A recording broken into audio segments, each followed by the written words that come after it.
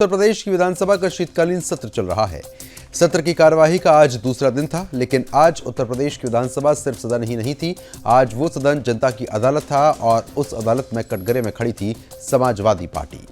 UP विधानसभा में codeine cough syrup मामले को लेकर सीएम योगी ने ऐसी दहाड़ भरी जो विधानसभा भवन से लेकर समाजवादी पार्टी कार्यालय तक सुनाई दी गई। सीएम योगी ने कोडीन कफ सिरप मामले में विपक्ष के नेताओं की ओर से किए जाने वाले सवालों और हंगामों का जवाब दिया है। समाजवादी पार्टी विधायकों ने कोडीन कफ सिरप के प्रयोग से सैकड़ों मौतों का दावा किया। विधानसभा में बेल तक पहुंचकर सपा विधायक और विपक्षी सदस्य प्रदर्शन करते दिखे।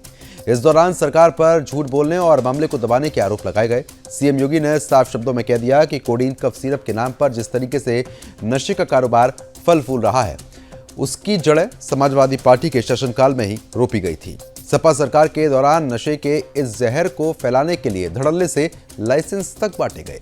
सीएम योगी ने सदन में आंकड़ों के साथ बताया कि साल 2016 में समाजवादी पार्टी की सरकार ने कोडीन कफ सिरप के लिए बड़ी संख्या में लाइसेंस जारी कर दिए। यही कारण है कि उस दौर में उत्तर प्रदेश नशे के अवैध कारोबार का बड़ा केंद्र बनता गया। योगी का हमला साफ था। आज सवाल पूछने वाले ही कल इस गुनाह के कर्ता धर्ता थे। सीएम योगी के सदन में गूंजता संदेश साफ था, नशे पर अब राजनीति नहीं, जवाबदेही तय होगी।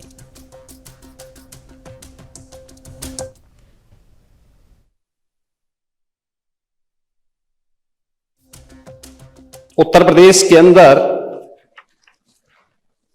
कोडीन कफ सिरप के मामले में जिसको नेता विरोधी दल, मैं तो ये मानता था कि उम्र के चौथे पड़ाव पर व्यक्ति सच बोलने का आदि कम से कम इस उम्र में तो होगा ही, लेकिन इस उम्र में भी इस समाजवादी उनको झूठा बुलवा देते हैं। इस उम्र में तो कम से कम उसे झूठ मत बुलवाओ भाई, सच बोलने के उनको आदी होना चाहिए। और तो चेयर पे बैठ चुके हैं लंबे समय तक, स्पीकर के रूप में उन्होंने सदन को आगे बढ़ाया है। कोडीन कफ सिरप से उत्तर प्रदेश के अंदर कोई मौत नहीं हुई है। एक दूसरा, इस मामले में एनडीपीएस के अंतर्गत कार्रवाई होगी। ये उत्तर प्रदेश सरकार इस मामले को कोर्ट में जीती है, उत्तर प्रदेश ने इस मामले को लड़ा है। तीसरा, उत्तर प्रदेश में इसका जो सबसे बड़ा होलसेलर, जो बड़े होलसेलर हैं, जिसको सबसे पहले एसटीएफ ने पकड़ा था 2016 में, उसको लाइसेंस समाजवादी पार्टी ने जारी किया था। जो फोटो रिलीज हो रही है, देश के अंदर दो नमूने हैं, एक दिल्ली में और एक लखनऊ में बैठते हैं। जब देश में कोई चर्चा होती है तो तुरंत वह देश छोड़ करके भाग जाते हैं। और मुझे लगता है कि यही आपके बबुआ के साथ भी हो रहा होगा। वह भी देश से फिर जाएंगे इंग्लैंड की सैर सपाटे में और आप लोग यहां चिल्लाते रहेंगे। दिल्ली की सीएम रेखा गुप्ता ने राजधानी को स्वच्छ और प्रदूषण मुक्त बनाने के लिए एक उच्च स्तरीय बैठक की अध्यक्षता की। इस बैठक में पर्यावरण मंत्री मनजिंदर सिंह सिरसा, दिल्ली पुलिस, पर्यावरण विभाग, CAQM, DDA, PWD और नगर निगम के अधिकारी शामिल हुए। सीएम ने सभी विभागों को प्रदूषण नियंत्रण के लिए ठोस और प्रभावी कदम उठाने के निर्देश दे दिए हैं। बता दें कि बैठक को लेकर जानकारी देते हुए सीएम रेखा गुप्ता ने सोशल मीडिया प्लेटफॉर्म X पर लिखा कि आज दिल्ली को स्वच्छ और प्रदूषण मुक्त बनाने के लिए एक महत्वपूर्ण उच्च स्तरीय बैठक की अध्यक्षता की है। सभी संबंधित विभागों को प्रदूषण नियंत्रण को तेज करने के लिए ठोस और प्रभावी कदम उठाने के निर्देश दिए गए। सरकार सभी विभागों और दिल्लीवासियों के सहयोग से हवा की गुणवत्ता सुधारने, हरित क्षेत्रों का विस्तार करने और राजधानी को स्वच्छ और स्वस्थ बनाने के लिए प्रतिबद्ध है। आपको बता रहे हैं कि इससे पहले दिल्ली में मुख्यमंत्री रेखा गुप्ता और उपराज्यपाल VK सक्सेना की अध्यक्षता में दिल्ली आपदा प्रबंधन प्राधिकरण की बैठक का भी आयोजन किया गया, जिसमें राजधानी की आपदा जोखिम और सुरक्षा से जुड़े हुए मुद्दों की समीक्षा हुई। बैठक में भूकंप से बचाव, शहर, बाढ़ और भीषण गर्मी जैसे मुद्दों पर विशेष रूप से चर्चा की गई है।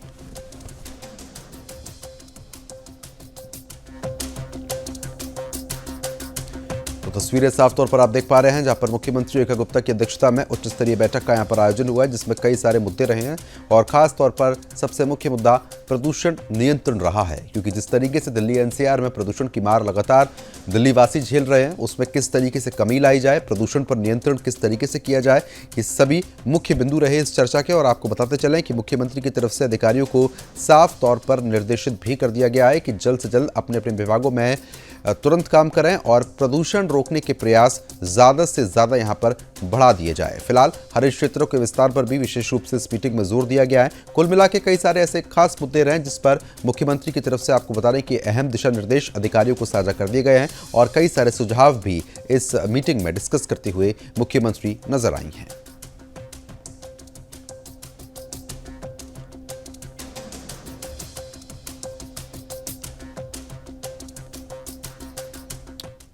बांग्लादेश के मेमनसिंह में हिंदू युवक दीपू चंद्रदास की भीड़ की निर्मम हत्या करने के मामले ने पूरे हिंदू समाज और मानवाधिकार मंच को झंझोड़ कर रख दिया है। इसको लेकर आपको बता दें कि मुंबई में विश्व हिंदू परिषद की तरफ से प्रेस कॉन्फ्रेंस का आयोजन किया गया है। विश्व हिंदू महासंघ के राष्ट्रीय अध्यक्ष आलोक कुमार जी ने पत्रकार परिषद में तीखी प्रतिक्रिया दी, जिसमें उन्होंने कह दिया है कि हत्या सिर्फ एक युवक की कत्ल की नहीं है, बल्कि पूरे बांग्लादेश में अल्पसंख्यकों पर बढ़ते हमले, कानून की विफलता को शर्मनाक करने की है। आलोक कुमार ने कहा कि दीपू पर झूठे इच्छानंदा आरोप यहां पर लगाए गए हैं और पुलिस संरक्षण के बावजूद उसे छोड़ दिया गया, जिससे उसकी हत्या करवा दी गई। अंतर्राष्ट्रीय मानवाधिकार संगठन और मीडिया इस जघन्य घटना पर क्यों मौन है। इसके साथ ही उन्होंने भारत सरकार से बांग्लादेश में हिंदुओं और अल्पसंख्यकों की सुरक्षा सुनिश्चित करने, सभी कूटनीतिक और राजनीतिक कदम उठाने और दोषियों के खिलाफ तत्काल कार्रवाई करने की मांग की है। साथ ही उन्होंने मोहम्मद यूनिस को दिए गए नोबेल शांति पुरस्कार को वापस लेने की सख्त अपील भी कर दी।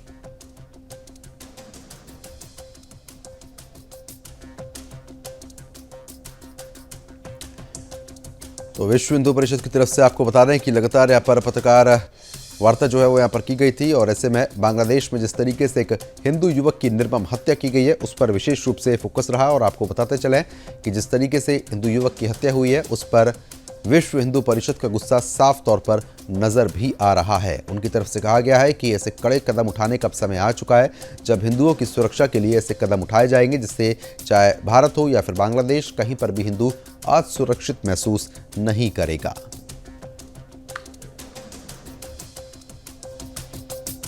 सर्वधर्म समभाव और दीपचंद्र दास की हत्या इस अवधारणा को चैलेंज करती है, नेगेट करती है। और इसमें से यह सोच हमारी बनती है कि जहां उस समुदाय का बहुमत है वहां बराबरी की, धर्मों की बराबरी की बात करना ये ब्लेसफेमी है। और जहां बहुमत नहीं है वहां पर सर्वधर्म समभाव और हर बात में यह कहना कि सेक्युलरिज्म का उल्लंघन हो रहा है। मैंने वो वक्तव्य देखा है वहां के चीफ एडवाइजर का जिसमें उन्होंने कहा है कि ब्लेसफेमी का कोई एविडेंस नहीं है। अगर ब्लेसफेमी का कोई एविडेंस नहीं है तो हत्या क्यों हुई? वहां बराबरी की, धर्मों की बराबरी की बात करना। तो खबरों में आगे बढ़ लेते हैं। मुंबई के मीरा भाईंदर की राजनीति में आज एक बड़ा सवाल गूंज रहा है, क्या गठबंधन टूट गया है? दरअसल नगर निगम चुनाव की सरगर्मियों के बीच भारतीय जनता पार्टी की तरफ से आयोजित एक संकल्प सभा ने सियासी हलकों में हलचल मचा दी। रविवार शाम हुई इस सभा को केवल एक बैठक नहीं बल्कि आने वाले चुनावी संग्राम का स्पष्ट संकेत माना गया। दरअसल बीते कई दिनों से मीरा भाईंदर में राजनीतिक गठबंधन को लेकर अटकलों का दौर जारी था। कौन किसके साथ जाएगा, कौन अकेले मैदान में उतरेगा, इन तमाम सवालों के बीच भाजपा विधायक नरेंद्र मेहता ने इस संकल्प सभा के जरिए चुनावी नारियल फोड़ दिया। राजनीतिक भाषा में कहें तो नगर निगम चुनाव का बिगुल अब औपचारिक रूप से बच चुका है। इस संकल्प में आपको बता रहे हैं कि सबसे अहम बात तो ये रही कि भाजपा का कोई भी बड़ा राज्य स्तरीय नेता मंच पर नजर नहीं आया। पूरी सभा का नेतृत्व स्वयं नरेंद्र मेहता ने किया है। मंच से लेकर रणनीति तक हर संकेत यही बता रहा था कि मेहता अब स्वतंत्र और आक्रामक तैयारी के मूड में हैं। ये सभा उनके राजनीतिक शक्ति प्रदर्शन के रूप में देखी जा रही है। सभा में उमड़ी कार्यकर्ताओं की भीड़ ने यह साफ कर दिया कि नरेंद्र मेहता अब भी मीरा भाईंदर की राजनीति में एक मजबूत चेहरा बने हुए हैं। इस संकल्प सभा के बाद मीरा भाईंदर की राजनीति में नई बहस छिड़ गई है। सवाल उठ रहा है कि क्या भाजपा अब गठबंधन के सहारे नहीं बल्कि अपने दम पर चुनाव लड़ने की रणनीति बना रही है।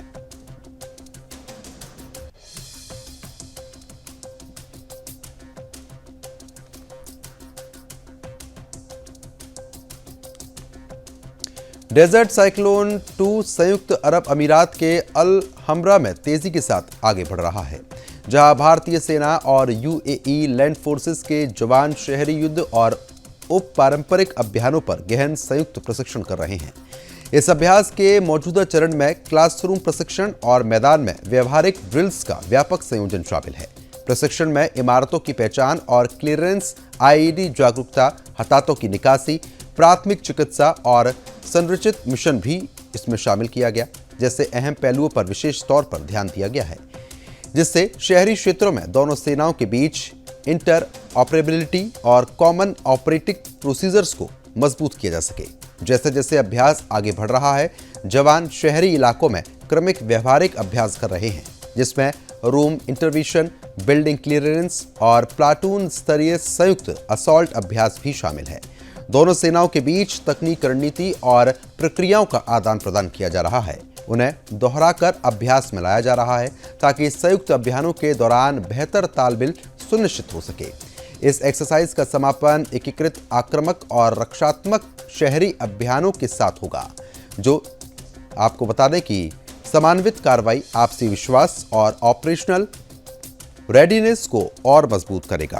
खासकर शहरी क्षेत्रों में उप पारंपरिक चुनौतियों से निपटने के लिए एक्सरसाइज डेजर्ट साइक्लोन 2 भारत और यूएई के बीच आयोजित होने वाला दूसरा संयुक्त सैन्य अभ्यास है, जो 18 से 30 दिसंबर 2025 तक संयुक्त अरब अमीरात में आयोजित किया जा रहा है। भारतीय दल में 45 सैनिक शामिल हैं, जो मुख्य रूप से मैकेनाइज्ड इन्फेंट्री रेजिमेंट की एक बटालियन से हैं, जबकि यूएई लैंड फोर्सेस की ओर से 53 मैकेनाइज्ड इन्फेंट्री बटालियन भाग ले रही है। इस जॉइंट एक्सरसाइज का उद्देश्य रक्षा सहयोग को और मजबूत करना, संयुक्त अभियानों की क्षमता बढ़ाना, विशेष रूप से संयुक्त राष्ट्र की अधिदेश के शांति स्थापना, आतंकवाद रोधी और स्थिरता अभियानों पर ध्यान केंद्रित करने के लिए किया गया है। यह अभ्यास भारत और यूएई के बीच बढ़ती रणनीतिक साझेदारी और क्षेत्रीय सुरक्षा और वैश्विक शांति के प्रति दोनों देशों की साझा प्रतिबद्धता को भी दर्शाता है।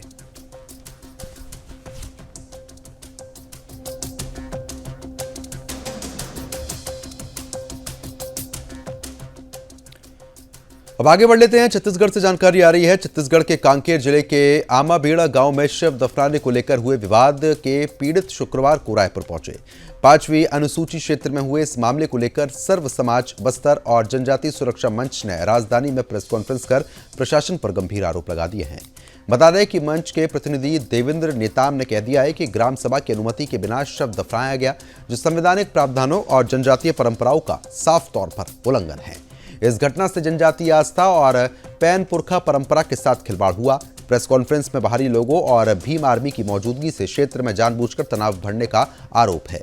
सरपंच पर ग्रामीणों को धमकाकर ईसाई रीति से शव दफनाने का दबाव बनाया गया, इसका दावा कर दिया गया है। पीड़ितों का यह कहना है कि 17 दिसंबर को निहत्थे ग्रामीणों पर संगठित हमला हुआ, जिसमें करीब 25 लोग घायल हुए। ग्रामीणों ने पुलिस लाठीचार्ज और प्रशासन पर मामले को दबाने का आरोप लगाया। सर्व समाज और जनजातीय सुरक्षा मंच ने एसपी, एसडीएम और तहसीलदार की भूमिका पर भी जांच की मांग कर दी। साथ ही चेतावनी दी है कि निष्पक्ष कार्रवाई नहीं हुई तो व्यापक आंदोलन होगा।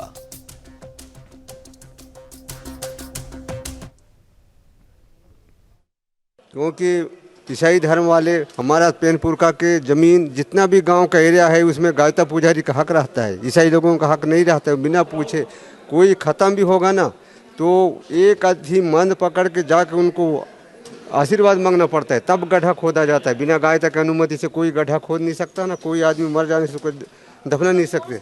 हाँ, उन लोग किसी को पूछे नहीं तो जबरदस्ती खोद खाद के वो एक तो पुलिस वाला को भी गड्ढा में डाल दिए, उसको तो खींचे आदमी हम लोग, और उसमें डाल दिए उनको लाश को जबरदस्ती करके। उसके बाद हमको बोले कि थोड़ा सोचो भी तो, या सुनो शासन प्रशासन भी है बोले तो इसको ले जाओ आप लोग भूंज के खा लेना बोल के हमको बोले, वहाँ से हमको टारगेट बनाए, इसलिए हमको ज़्यादा मारे हमको। जिस प्रकार से हमारे आमा बेड़ा के जो बड़े तेवड़ा में निर्दोष जो गांव का सेवा करने वाले गायता पटेल और जो मांझी मुखिया हैं, जो वर्षों से समाज का संचालन करते आए हैं, और उसी व्यवस्था को लेकर के उन्होंने गांव की व्यवस्था को बनाने के लिए जिस प्रकार से गांव के लिए बात की, और उस पर भड़के ईसाई मिशनरी और जो भीम आर्मी के जो लोग हैं आकर के निहत्थे ग्रामीणों के ऊपर जो ताबड़तोड़ हमला करना, ये हमारे क्षेत्र के लिए बिल्कुल ही गलत है। और हम शासन प्रशासन से यही मांग किए हैं कि जो भी इस घटना में, चाहे ईसाई मिशनरी के लोग हैं, चाहे भीम आर्मी के लोग हैं, चाहे पुलिस प्रशासन के हो, चाहे शासन प्रशासन के हो, उनके ऊपर कड़ी से कड़ी कार्रवाई हो और उसका निष्पक्ष जांच हो, ये हमारा मांग है। महाराष्ट्र के मुंबई लोकल में एक हैरान कर देने वाली घटना सामने आई। दरअसल पनवेल और खंडेश्वर रेलवे स्टेशन के बीच चलती लोकल ट्रेन में सरेआम एक युवती को धकेल दिया गया। इस घटना के बाद हंगामा मच गया जब मुंबई लोकल ट्रेन में पनवेल और खंडेश्वर रेलवे स्टेशन के बीच चलती ट्रेन से महिला डिब्बे में एक शख्स घुसता है। इतना ही नहीं, उसने बहस के बाद 18 साल की एक कॉलेज गर्ल को ट्रेन से बाहर धकेल दिया। इस घटना में लड़की गंभीर रूप से घायल हो गई। लड़की छत्रपति शिवाजी महाराज टर्मिनल जाने वाली लोकल ट्रेन के महिला डब्बे में सफर कर रही थी। जैसे ही लोकल ट्रेन रवाना हुई, एक मुस्लिम शख्स ट्रेन में आधम का। उसका नाम शेख अख्तर नवाज था, जिसकी उम्र लगभग 50 साल थी। जब महिला डिब्बे में चढ़ गया तो महिलाओं ने उसका विरोध किया, उसे नीचे उतरने के लिए कहा गया। वो बहस करने लगा। बहस बढ़ने के बाद आरोपी ने गुस्से में लड़की को पीछे से धक्का दे दिया। फिलहाल आपको बता दें कि इस झटके से वह सीधी पटरी पर गिर गई। इस घटना में उसके सिर, कमर, हाथ पैरों में गंभीर चोटें आई हैं। घटना के बाद उसके पिता को फोन करके चोट के बारे में बताया गया और तुरंत लड़की को अस्पताल में भर्ती करा दिया गया है, जहां पर उसकी स्थिति फिलहाल स्थिर बताई गई है। घटना के बाद आरोपी खंडेश्वर स्टेशन पर उतरकर भागने की कोशिश कर रहा था, तभी सतर्क यात्रियों ने उसे रेलवे पुलिस की हिरासत में साफ तौर पर दे दिया। पनवेल रेलवे पुलिस ने आरोपी के खिलाफ मामला दर्ज कर लिया है और कोर्ट ने उसे 3 दिन की पुलिस हिरासत में भी भेज दिया है।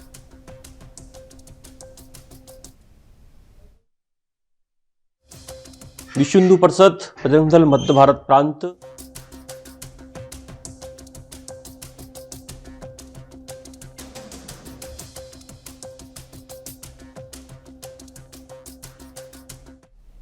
मध्य प्रदेश के भोपाल में विश्व हिंदू परिषद और बजरंग दल ने स्कूल संचालकों और प्रधानाचार्यों को पत्र लिखकर स्पष्ट निर्देश दे दिए हैं कि हिंदू छात्रों को बिना अभिभावकों की अनुमति के सेंटा क्लॉज ना बनाया जाए। संगठनों का यह कहना है कि ये छात्रों को ईसाई धर्म में प्रेरित करने का प्रयास और हिंदू संस्कृति पर हमला माना जाएगा।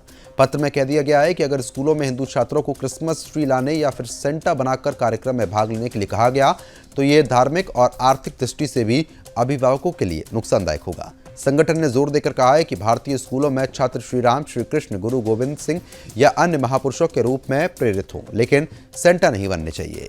विश्व हिंदू परिषद और बजरंग दल ने चेतावनी दी है कि अगर किसी विद्यालय ने इस निर्देश का पालन नहीं किया तो उसके खिलाफ कानूनी कार्रवाई होगी। पत्र में यह भी उल्लेख किया गया है कि भारत भूमि संतों की भूमि है, संता की नहीं।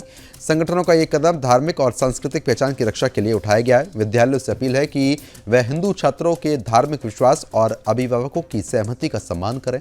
किसी प्रकार का दबाव या धार्मिक प्रेरणा देने का प्रयास बिल्कुल भी ना करें।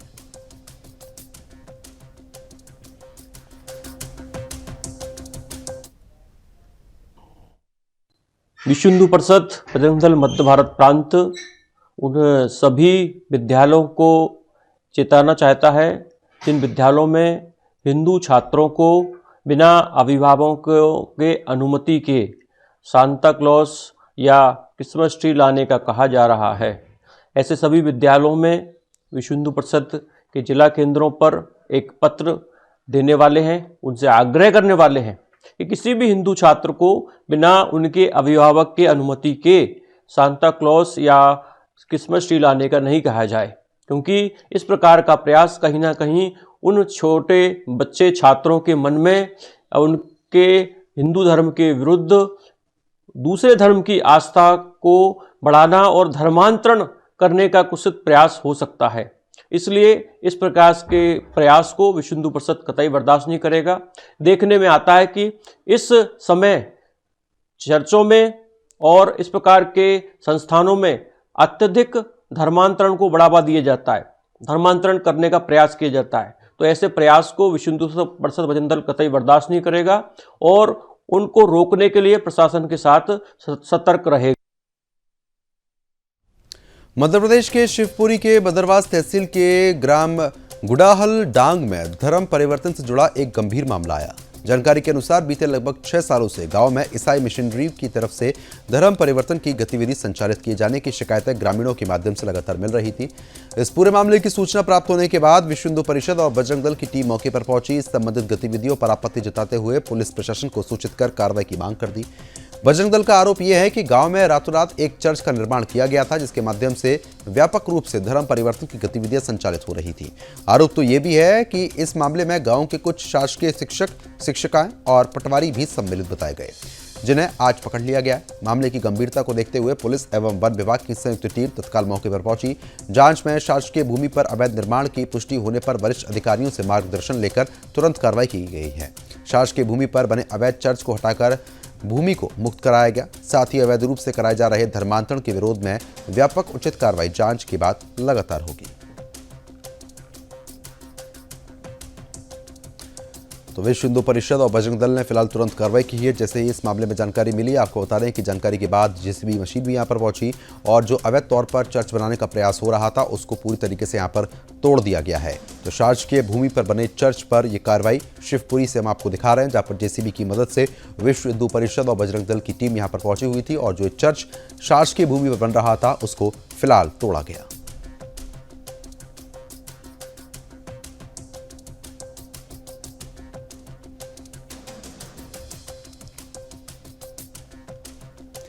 राजस्थान के सीकर में गौ तस्करी के खिलाफ बजरंग दल और विश्व हिंदू परिषद के कार्यकर्ता सड़कों पर उतर आए। भारत माता मंदिर से शुरू हुआ आक्रोश मार्च शहर के विभिन्न मार्गों से होता हुआ जिला कलेक्ट्रेट पहुंचा। मार्च के दौरान कार्यकर्ताओं ने गौ तस्करी पर रोक, गौ माता को राष्ट्रीय माता घोषित करने और तस्करों के खिलाफ सख्त कानून बनाने की मांग कर दी। कलेक्ट्रेट परिसर में कार्यकर्ताओं ने जमकर नारेबाजी की और राष्ट्रपति के नाम जिला कलेक्टर मुकुल शर्मा को ज्ञापन दिया। विश्व हिंदू परिषद के जिला अध्यक्ष मनोज शर्मा ने आरोप लगाया कि गौ तस्कर के खिलाफ कार्रवाई करने पर बजरंग दल कार्यकर्ताओं पर ही मुकदमे दर्ज कर दिए जाते हैं।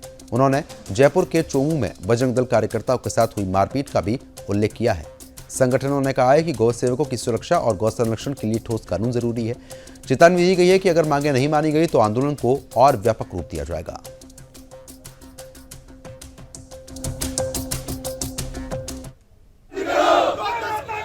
देखिए, बहुत दिनों से देखने में आया है कि हम हमेशा से ये मांग करते आ रहे हैं कि हमारी गौ माता को राष्ट्र माता घोषित की जाए और गौ तस्करों को पकड़ करके उनके साथ में कानूनन जो भी न्याय होता है वो किया जाए।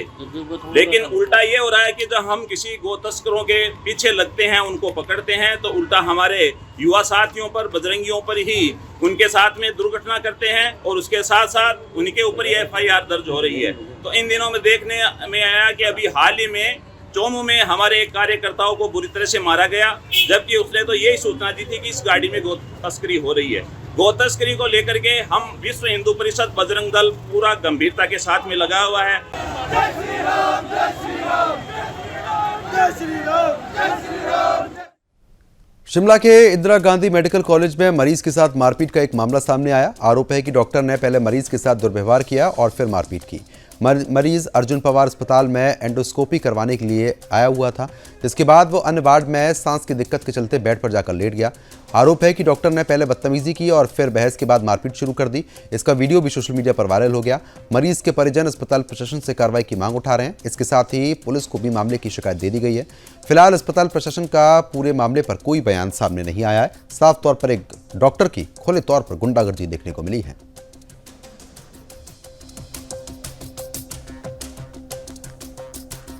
तो तस्वीरें आप साफ तौर पर देख पा रहे हैं, जहां पर एक डॉक्टर एक मरीज को बेरहमी से यहां पर पीट रहा है। इससे डॉक्टरों की मानसिकता भी साफ तौर पर जाहिर हो रही है कि जिस तरीके से आजकल डॉक्टर मरीजों को ही पीट रहे हैं, जिसका जीता जागता सबूत ये वीडियो है। इसके बाद प्रशासन को शिकायत यहां पर पीड़ित के परिजनों द्वारा दे दी गई है, लेकिन प्रशासन ने अभी तक फिलहाल कोई कार्रवाई नहीं की है और अस्पताल की तरफ से भी इस पर कोई बयान अभी तक नहीं दिया गया। मैं ब्रोंकोस्कोपी करा के आया था, मुझे ऑक्सीजन में दिक्कत हो रही थी।